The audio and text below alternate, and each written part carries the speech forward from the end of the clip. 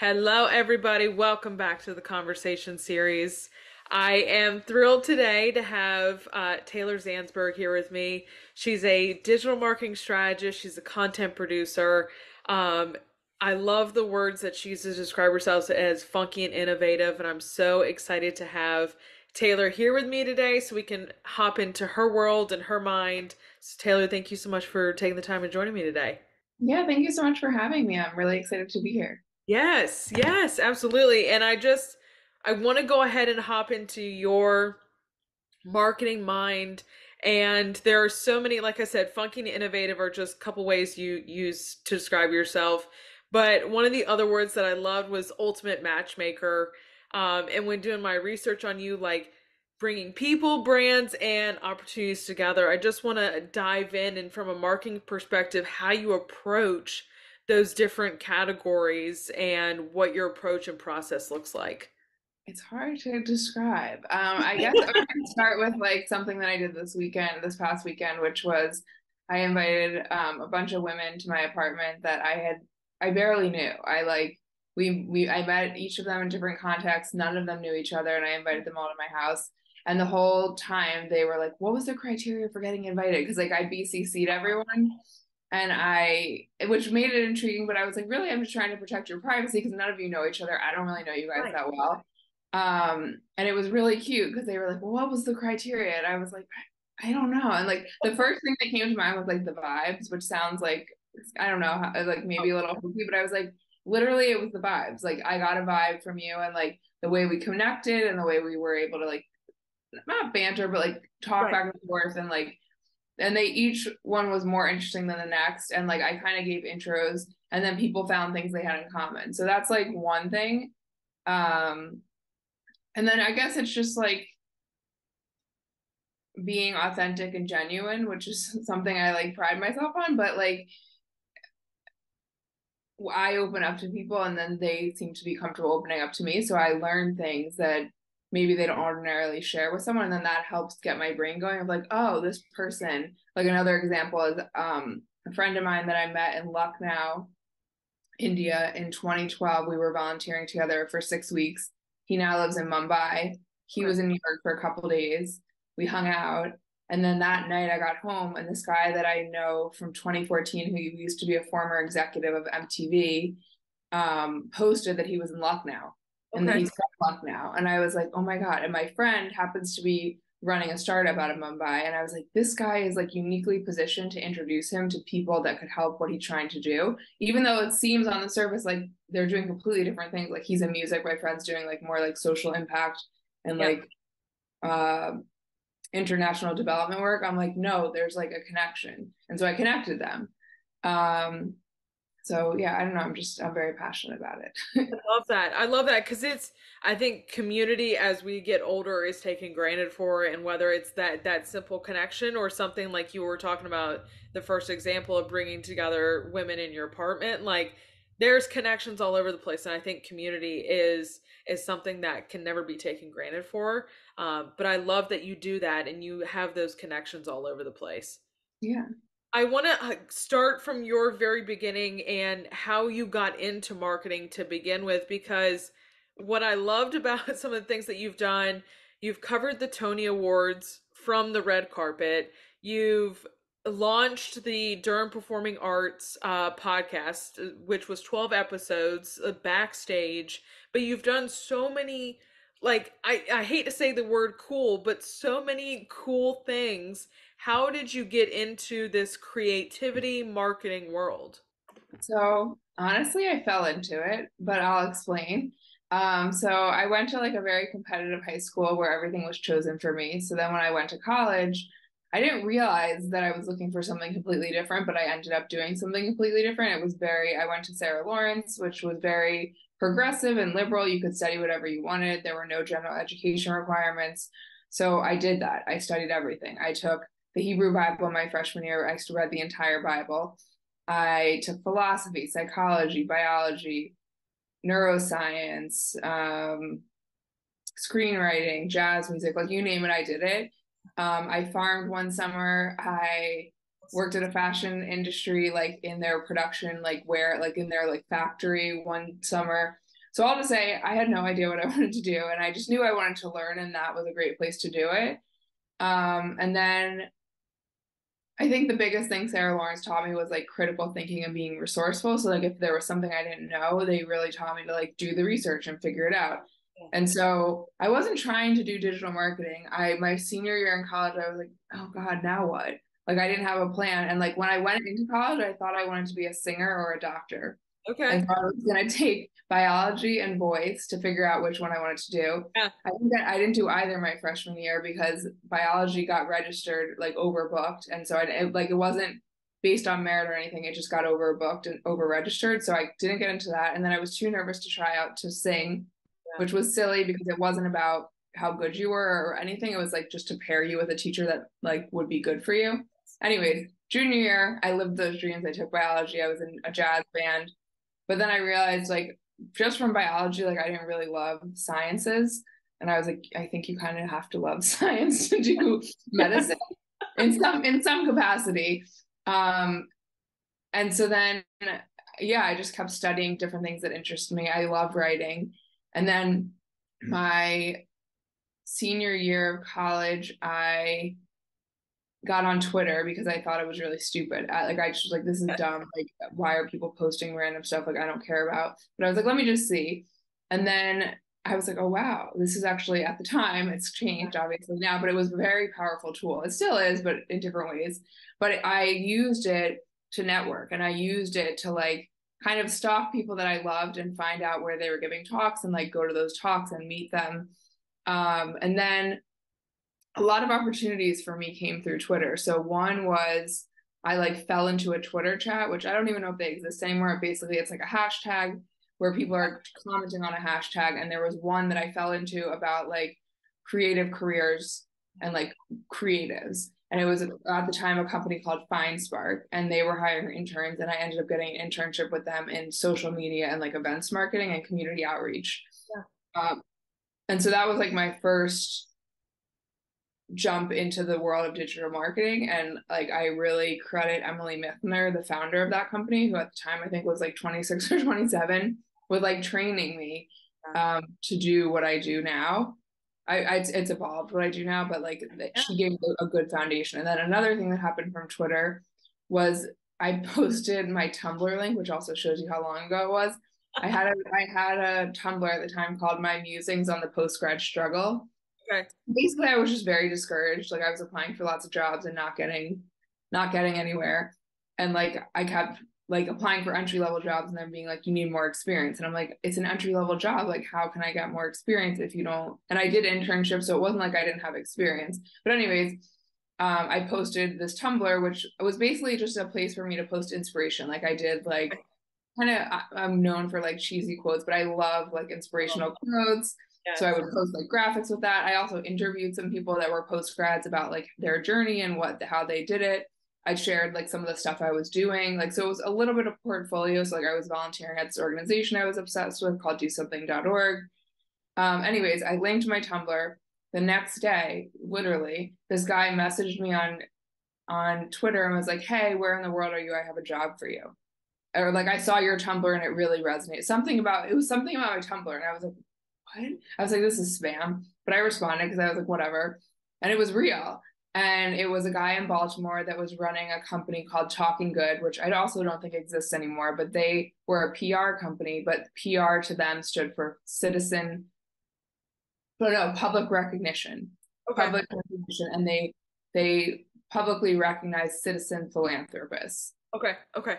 It was really cool. So I got to like write and do stories on like ordinary people that were just doing amazing things in their community or in the world and like weren't really getting recognized for like the everyday things they were doing. And like really one was more impressive than the next. So that was my start. Then I had 2 years where I was like, I don't know what I'm doing. And I like nannied and I worked in retail and I was just like trying to figure out what I wanted to do with my life. And basically I wanted to be in New York. That's all I knew.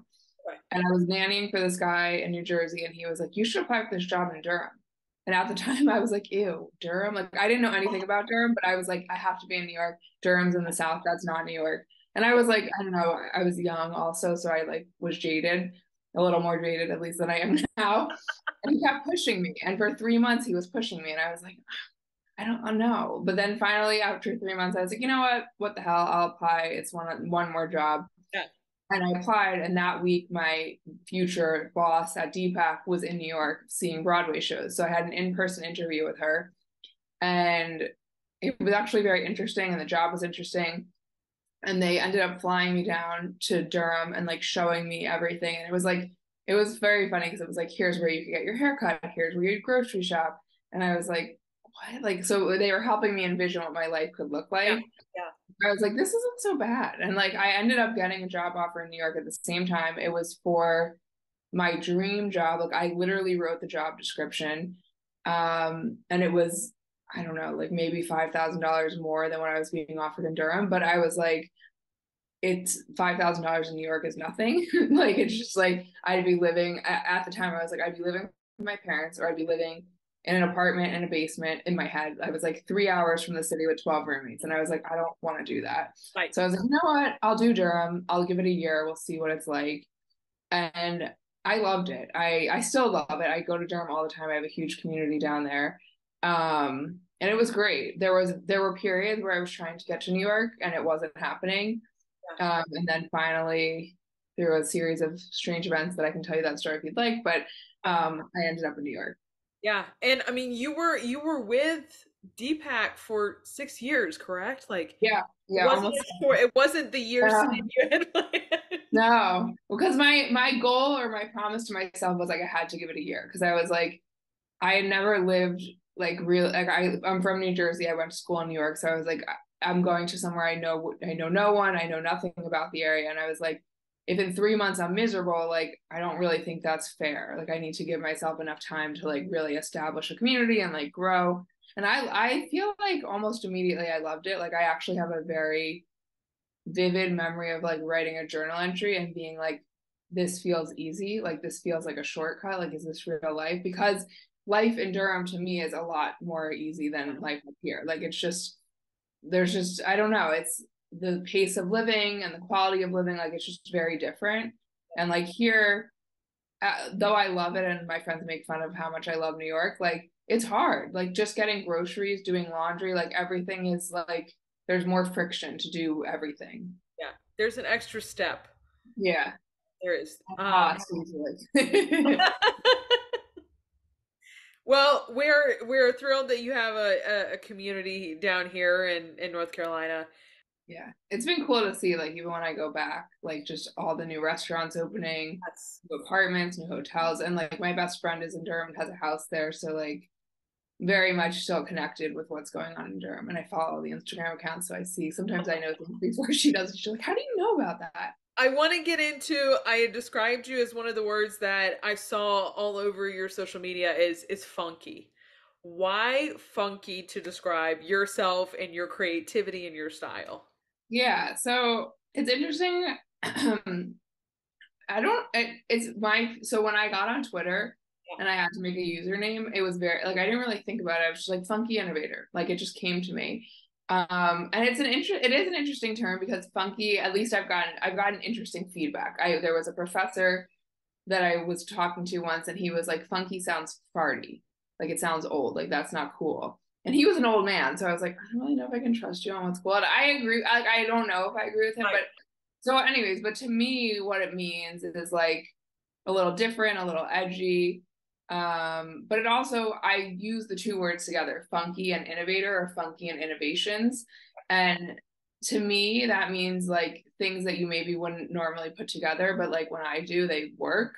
So like I get some examples are like I don't know, like wearing a skirt as a shirt or wearing a belt as a headband or like connecting to people that like on the surface you're like it doesn't make any sense, why are you connecting them, but I'm like I know something about them that will or even just going back to the vibes, like I can tell that their vibes will like complement each other. So it's a lot about like putting things together in unique ways, and like envisioning different possibilities and different opportunities. I love, like you said, that it's either paired with innovator or innovation. Like that's your Instagram handle as well. Like I love that those two are paired together. I want to just ask the question of, you have a full-time job with New York Roadrunners. You are a public speaker, and you're a founding member of her workplace. Why go start TZ Media when you got when you've got a list of other things that are keeping you busy at the same time? Yeah, so you probably gathered just from the little time you've spoken to me, I don't like to sit still for very long. But actually, TZ Media, I started when I moved here, which was September of 2021, and I moved here with no job. And I was getting really nervous because I like was trying and I was getting to final rounds and just it wasn't happening. And I was like, I need to do something, like I need to have an income. And so I started it as like not a backup plan, but a little bit of a backup plan. Like if I don't land a job, like here's Yes. how I'm going to generate income. I'll just consult people on marketing and strategy and digital marketing. Um, so I started it then. I haven't been super active with it now with the things that you listed, but like I still love like consulting people that need help with their marketing or with like finding connections. Like I don't even know, you didn't mention this, but when I first moved here, I didn't have a job. So I was working in retail for a little bit, and I also was a manager of a band. And the band, like I ended up, they wanted a stylist and a videographer, and like I found them for them. And so like it's just that's what I mean by the connections. Like I know how to find, and there were people that like I knew in my network that Yes. could do it. And one of them actually happened to be a Broadway like dresser. Okay. Like she dressed people on Broadway and like or I forget what her formal title was, like not props, but like wardrobe, maybe like Broadway wardrobe Something. person. Yeah, yeah. And but I was like, she's really cool, and she's like, I know that they're looking for like a more edgy look, and so she ended up helping them. So I don't know where I was going with that, but basically, like I love to build connections for people, and like when people are like another example was a friend just sent out, he's looking for a new job. Within seconds, I was like, I know this company, I know this job. I sent it to him and I was like, I'm not really sure if this is what you're looking for, but like, I think this could be in line. And like, he's in a completely different line of work than Yeah. me, different industry. And he wrote back and he was like, this is perfect. I'm applying now.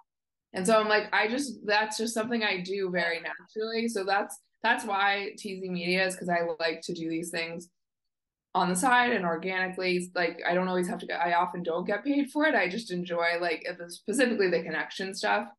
But the marketing strategy is more like a, another set of income potentially. Public speaking for you. This is very daunting for a lot of people. What has made you so comfortable with public speaking? Clearly, from everything we've talked about, it's not a shock, but like, were you always interested in public speaking? What got you to go up on stage?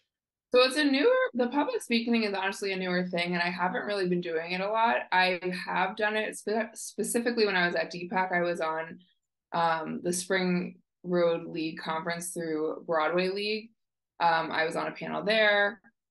I've been on a few panels for that, and I gave a social media workshop at the Durham Chamber of Commerce for like small business owners and how to use social media. So I've done stuff like that. Um, I don't know. I think I do get nervous, and I don't know. I do it anyway. I don't know if I have good advice. I got major stage fright from singing. Like I'm a singer, and like singing in front of people, it's like I have to go through this whole like I don't know, routine and like kind of talk myself down. And even to this day, I know that I come sometimes stand like a brick wall. Like I don't move. Like I get so nervous.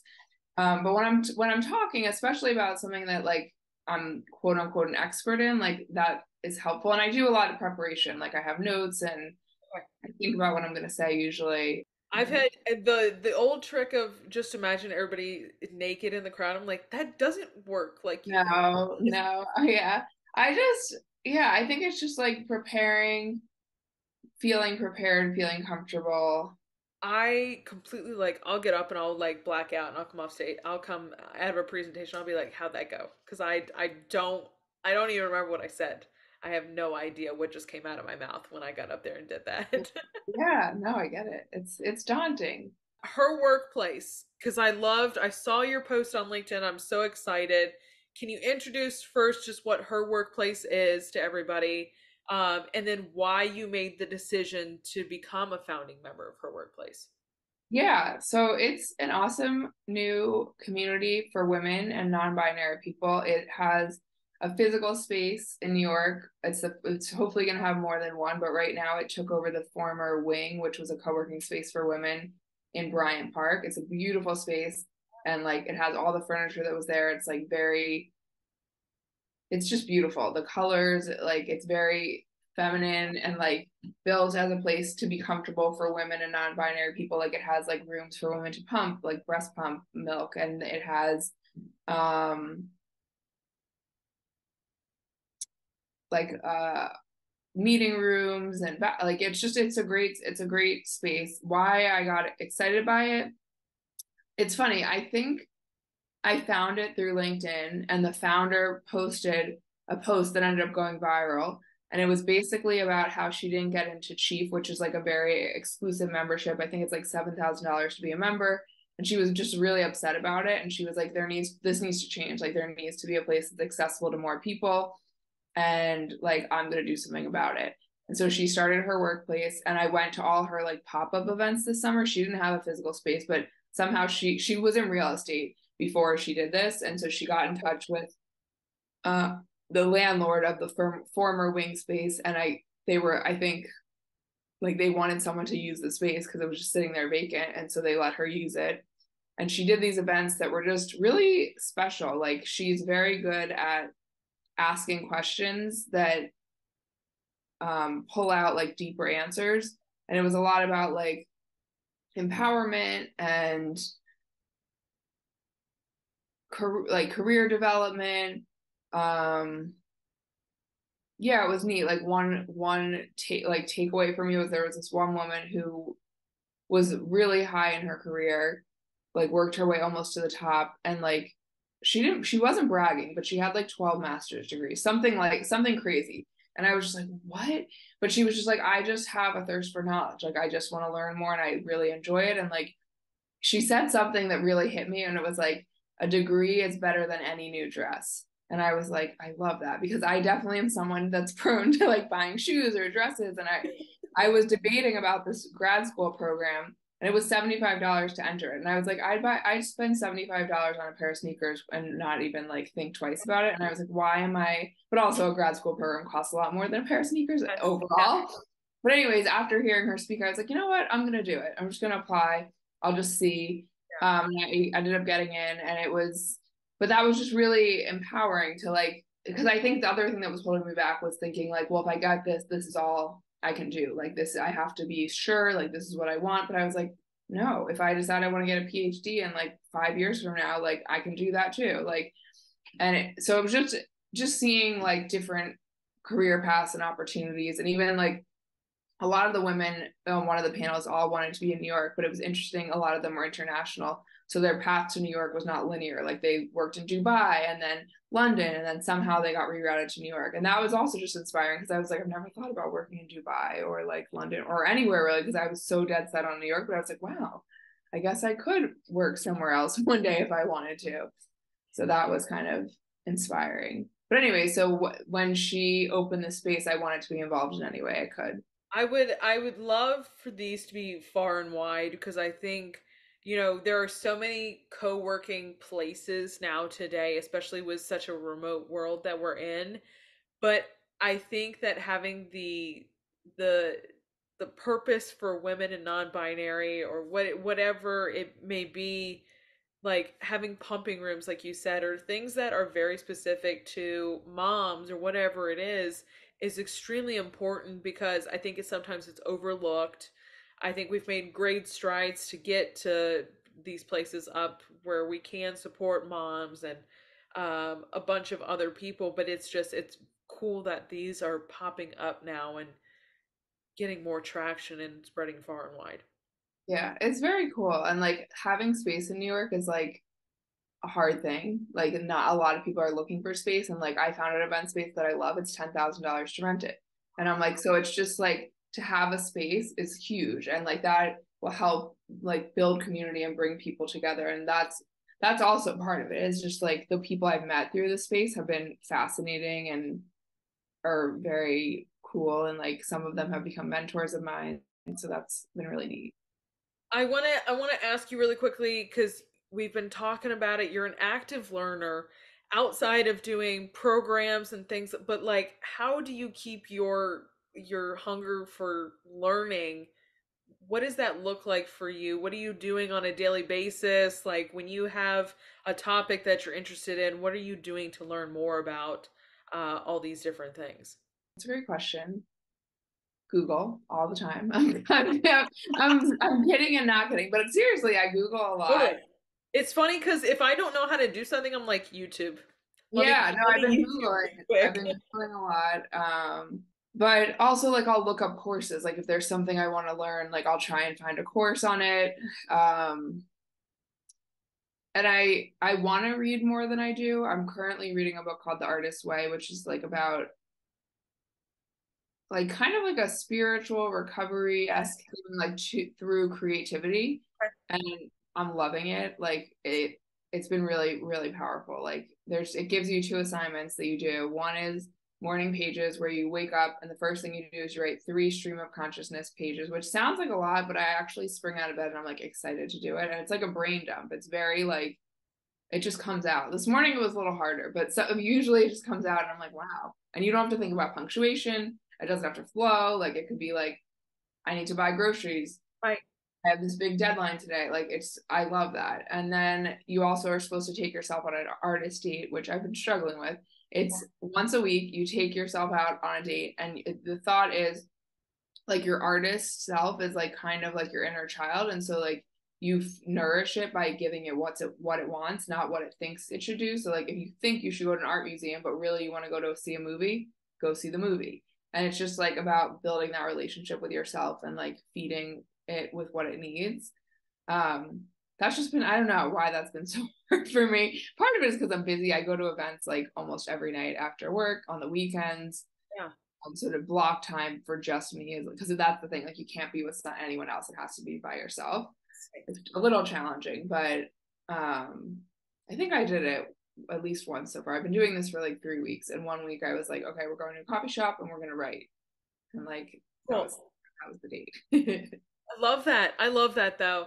And I like a lot of people struggle with going out by themselves and I'm like, I will go sit somewhere, enjoy a meal and just do whatever. And it's so nice to It sometimes is not nice. have to Yeah, talk to people for yeah. No, I enjoy it. It's just like, yeah. Oh, I think I remember what I was gonna say before. about the public speaking. Yeah, I don't. It just came to me. I think what I was gonna say is I also just started doing improv. And I've been petrified of improv for years. Like I was like, I can't. And I wanted to do it and I was just afraid. And then finally I met someone through my run club that like has been doing improv for 20 years. He's a teacher, he does it in corporate settings. And he didn't really care if I did improv or not, but I was like, you're my accountability buddy. Okay. So like I have to text you when I sign up for the class. And he was like, okay, like whatever. But like it just helped me be like, he's waiting for the text. Yes. Yes. um, so I texted him when I signed up, and it's been great because it's not public speaking, but it's like getting comfortable Yeah. for me at least. Like someone when I told them they were like, "Oh, are you trying to get into acting?" And I was like, "Not at all." Like it has nothing to do with that. For me, it's about like unlearning things that I learned that are problematic. So like about making mistakes or looking stupid or looking foolish or trusting people. Like in improv, you have to trust your scene partner is going to make you look good no matter what you say. No matter how outlandish it is, they have to like yes and it. So like I don't know, there's a bear like on the top of the tree, like in a branch. They have to be like, oh yeah, I see it, like whatever it is.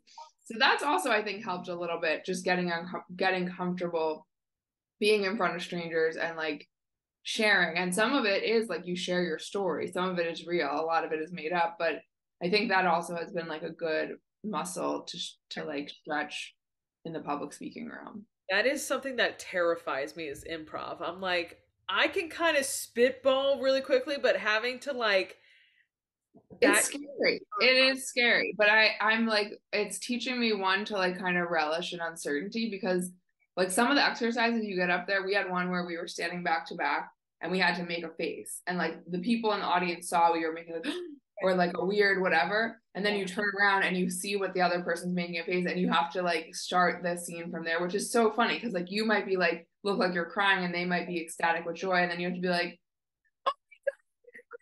so I'm a baby. And then you're like, oh yeah, I'm pregnant. Like you don't say that, but like then you have to like go through that journey together. And it's I don't know, I find it really, really fun. And the class is interesting. It's very diverse. Like there's older people, younger people, um, all different career paths. Like it's an interesting mix of people, and that's been cool to see too. I love that. I think that's there's so many different things in improv too, like you were just explaining, saying back to back. I've seen people do one word at a time and just going off of each other, and I'm like, this is hysterical, but at the same time I'm like, my mind doesn't think it can work that quick. Yeah, no, it's I mean, there's definitely been awkward moments. Yeah, I've had moments where it's like, and also moments where I can feel myself filtering. And I'm Okay. like, lean into what you're thinking you should do. Because I'm all like, I'm afraid of like, well, if I be this character, that's how they're all gonna think I am. But I'm like, no, they're not. And like, what if they do? It doesn't matter. Like, do it. Yeah. So I'm like, yeah. I almost want to be like, tell me when you're done, because I want to hear like what you unlearned and what the experience was, because that's like it's so interesting to hear that. Um, and I resonate with your point of unlearning, because we are taught rehearse your speech, rehearse, and like stand up straight, like do all these things, and we're never like just get up there and feel comfortable, because I think that's part of the problem too, and that's why some of us have lean into trying to imagine the crowd naked, is because we've been taught all of these things. It's fun to do it with people too. Especially, I don't know, I think I'd have a harder time if I knew all the people in the class, but like with strangers, Yeah, it's neat because like that's you're cool. all uncovering things together. Taylor, my last question for you is just what inspires you? So many things. I like the first thing that popped in my head was everything, which is like not a great answer and also not true because obviously not everything inspires me, but a lot of things. I think other people usually. Okay. I think some things that I'm inspired by right now are um there's two guys actually. One is Andrew. I don't know how to say his last name, but I say Young, but it's Yeung. Okay. He is a product manager at Google that moved here from China and didn't know anyone. And so he built this like networking society group community like from scratch. And it was in the beginning it was kind of self-serving. He was working at Meta and he was afraid that there were going to be layoffs. And as an immigrant, if he got laid off, he'd have 60 days to find a new job. So he was like, I need to know other people in the city. So like if that happens, I have Totally. places to go. But now it's turned into like it's called he has a company called Andrew's Mixers. He hosts the biggest tech mixers in the city. I went to one this week. It was at the rooftop of the Williamsburg Hotel, and he said there were over 1,000 people there. I don't know how many people were there, but there were a lot of people, and there was like a line around the block. It's free. All of the events are sponsored. Anyway, so he's inspiring me because it's really cool the community he's building and how he's done it. Um, and just like he's lined up 195 sponsors already, which is like also unbelievable to me. Like people just want to be there because he pulls some of the biggest and brightest leaders in tech. So like founders, investors, people that are looking for jobs, entrepreneurs, like just really interesting people. And I met some really interesting people at that. And then another one is another thing, I guess conferences, which Okay. sounds weird. I get so I love energized by conferences. conferences. Like when I went to the Broadway Spring Road League conference, I Okay. got to go I think two or three times.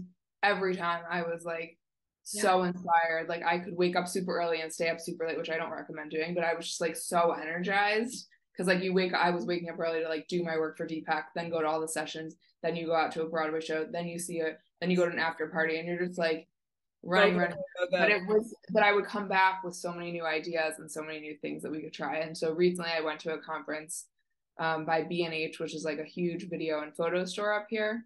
It Yep. was their 50th anniversary, and I spent like 2 days in this like creator lounge. So it was a space for where I'm working on launching our first ever influencer program at my current job. So I wanted to just learn about the Yes. like creator economy and creator space more than what I already know. Yeah. And I met such interesting people at that conference. I met this guy who is a photographer and digital artist, but he was a software engineer before that. And Okay. so just seeing his transition has been really fun to be a part of. I was I'm following along on your LinkedIn and seeing your post from the event. yeah. It was cool to see you making those connections right there on LinkedIn. I was like, it was so fun to watch. Thank you. It was fun to experience. I just there were so many interesting people there, and like one more inspiring than the next. So I guess conferences and people Love are that. two things that really inspire me. When you said the point about conferences and about just coming back with new ideas, that's what I love too about conferences because I'm like, they're doing something cool, but how can I go put a new flavor into it? You know what I mean? Like how can I go change it?